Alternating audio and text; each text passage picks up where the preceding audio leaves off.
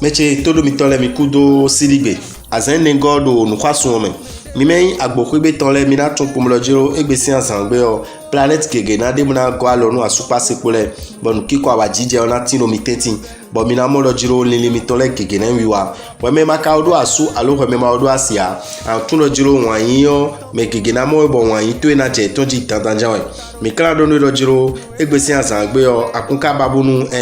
egbeji na mo ipo mede wo so na mo ipo mede wo akunba o de an blog mo me na into yo e ba de kan ko lo meji wa me kayin agbo ko gbe ton mi la do no Saturn pour Pluton pour planète we ni ole bi kuyo e ro di do jiro e mi na go alonu mi e mi ka go alonu mi o ni mi ton le gege na mi wa ro akwesi apapwe bono e ba mi de o mi na pe o na biblo ton lo egbesi ansanwe wa me kayin agbozu kameton mi na do no asupa sikosi apapwe onu kiko awajije o mi mon mi de so kondo ko tinu mi bo we so keme de sule deji bo kan albo don mi dojo mi ni chun pombo jiro nlopo de mi kan mi na block pombo dagbe na lo jije bi ku yo ndo jiro mi ni tun lo jiro nu eyin mi ton jeyin bon li mi ton le gege yo ninu yiwa bonu mi no kon asu mi ton gan lo mi no kon asi mi ton gan we me makado asu alo we me mado asia planète yo lo venu sur planète mon coton e di lo jiro e mi na go alo mi do wan yin si apapwe bo me mi na mo bo ton na je mi ton je alo mi ton na je ton ji yo mi na pe mi mo coton akwesi apapwe yo ve na de pe di do igbesi ansan onu gege na ti bo mi na babna blo ba ko okran wedo o mi ni blo blu tete bo ma lo dandan mi na gbo holoterie alo mi na honu e na zomba ko na wa no mi se mi ma jia mi ma je tagba ero mi ma do aimo coton o mo ma pe ero mi si obi na level gumi we me kayin we do buo mi na do planète yo Saturn o planète mon coton e di do jo mi ni tun lo jiro kan ko lo medin de mi na blog mo bona do hono asumiton alo asimiton numo koton ina tin do igbe amo asu amiton alo asimiton kado na do nu yen gege bona moto nu e do gbe mi jalo ko do mi de yo lo po mi ton le mi na do mi me maka do asu alo ju mi ndo nu kiko awajije me do lili mi ton le gege na mi wa do wan isi apapwe amo lo po de we inu o ndo jiro mi kumba bo dis intro di yo wa ije apache e o mi na je mi de pa e ko lili mi ton planète yo Pluton e lo akwesi apapwe yo mi na tun pomolo jiro ouvert kuna de mi lo akwesi apapwe do igbe o no e ba mi de o mi na pe obna ngege bloton bo kan avodol mi do jiro mi ni tun lo jiro kan ko lo medin nde bo mi ja biblo gbe yo mi ni blo tete bonu ouvert ni ma de menu susu ton o wa me kalu akasa yin we yo mi na do ni lo jiro ouvert do la menu me yo ina tin lo igbe do betona yin wan we ba kan de epo betona yin wan ni ba we de su betonya ando 15 we ero je ni obi kwina don ko mesin wa bukun ka indagbe nu me o mo kan don lo po mi ton le lo mi ni tun pomolo jiro akwesi apapwe yo egbesi azangbe yo mi na mo lo jiro nu gege na ti mo mi na pe obuna biblo to ko akwepo won akwe yo ina wa kan mi ton de mi bagbon ka do de mi babna blun mi de albo babna blun me de yo mi na le pe obuna le blun mo koton uyeye bo kan do we me kayin kini odo jiro ani tun lo jiro gan ko lo medin asupa siposi apapwe yo mi na tun lo mi na so nu gege rote mo na blodo po ba ekran inu kan inu mi bo kan le bodo nu mi lo jiro mi ni tun lo gan ko lo medin we me ma odo asu alo we me ma odo asia wan yin ina bajono we bonu anika tun pomolo jiro asupa sipotenti on de mi na blogbon mo na blo khomiton sado alo de mi na blogbon bo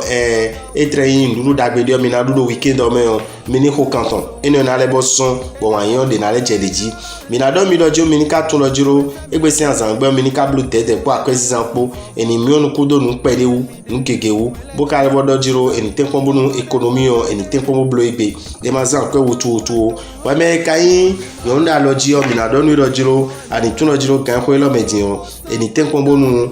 cheji dandan e ma blo ka sumeton o no yen do je na blo no yen le je na yin wi wa to e lo je ma blo mo koton o mo ka blo mede do eniyan pon ena yon numero egbesi asangwe lokpo mi ton le mi na do mi lo jira akwesi apapwe yo mi ni tun lo jiro de mi na blog bomba akwe mi ton mi na za wutu ha mi ni tek pombo de afo mon coton de o do mi lo je so lo e so de na dami e wa zo parfum salmon de Genève mi ma ho mi mo tek pombo ho bo je zizanji jaki we adade e wa de ro boutique o se enlebe bona go se fine mo na wa balance gon bona do mi be balance le lo ju mi ni tun pombo lo jiro de mi na blog bomba no kiko awajije ena tina super sikotentin mini ten kombo blo ho canton bonu no yin ouvert bolo mi tentin mini de no canton sin bo canada lo ko mi ton le lo jiro mina ten kombo awajije na tino ko ndo mi ton me we me maka do asu alo we me ma do asia bo ton lo jiro no ko yo ena tino lo wan isi apa ko do igbe bo na do mi do ji mini kablo tete do akwesi apa ko do mina do mina honu mina blo no e ma tian alo no e hu kan emi o mina do tame e ka lo jiro ko no e ado akwezan wa akwe la poto me o boto la hoje mi ko bibero tawene bo Canada we me yin ko click le lojiro planète e revenu sur planète mon coton ena na mi awa jije igbe bo na vivi nu mi ton town do ena hen agbe an mi do wan isi apapwe bo Canada bo don lo ko mi ton le lojiro mi ni tun lojiro de mi na blog mo no kiko awa jije na tin mi o mi ni ten kombo ko canton lo ko mi ton le mi na bo don mi lojiro mi ni tun lojiro kan ko lo medin o akwesi apapwe o le mi ton le o mi na ten kombo na ko canton bo ouvert na depo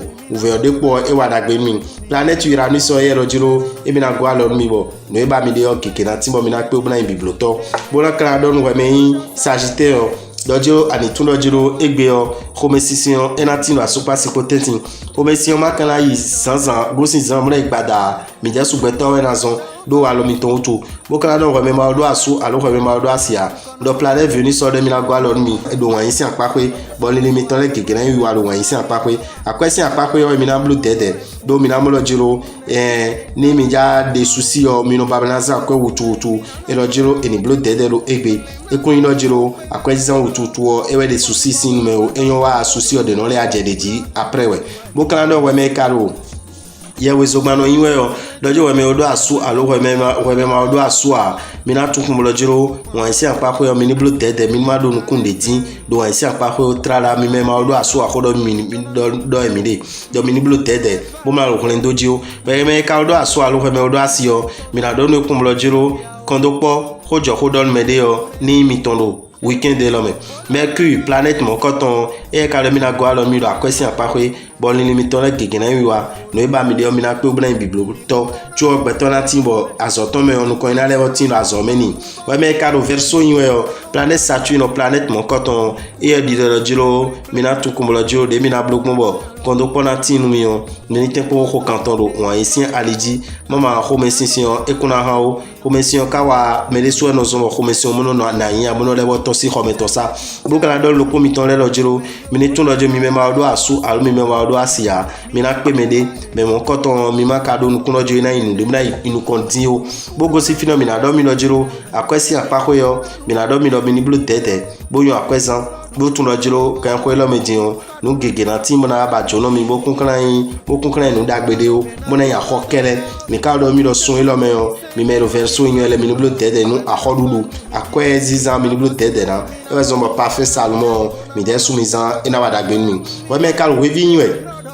mi na do no do jiro we me ma do asu alo we me ma do asia anima do nkun de dino wan isi apapwe o do me anamo me mon coton e kun kana yin de na do nkun ide tin do awan isi aleji o we me ka do asu alo we me do asio mi na do mi do je kondo pona tin mi nkiko awaje na tin mi do weekend de lo me lo ko mi ton le mi kla do mi do je akwesi apapwe o e we na to 5 pede mi do jiro mi ni blue tede lo akwesi apapwe bo tun do jiro we me ma do akwe aboka do akwe no bulu we o ya me aja kuku do gbene wan ni blue tede bo tun afoto de do wenu ya madonu aboka khlere mi do bodo 600 we o nu mo coton ahokele dudo bezanto me adene dame ora bitan ndo gbe lo ko mi ton bula ma gbe lo ton sifa ni kondo miji mina euro million 94 46 15 75 et die mina momide et na tien no ko mi ton bo kala do mi do je ke ko lo mi je mi do bani kwara so ye na hon zanzanton no yin ko na me de yo mina blo gbadanu ganton me yo mina tun lo jiro fi mi to ko bi examen lo mina khaye fite mi kal mo coton blo de lo bani kwara ukom e we na wa bna blo mo coton mo kana dol mi do jiro du wede e na ve on a do son mele yo mi mo vierge ko verso ko o zo mi do des exemples parfait salmo de géniel mais wede ko le mais wo de ko le e na tuno je savon sachet lo e mi zizan yo e na wada gbenu mi bon ki ko wa jije na yemi ton e na chen mi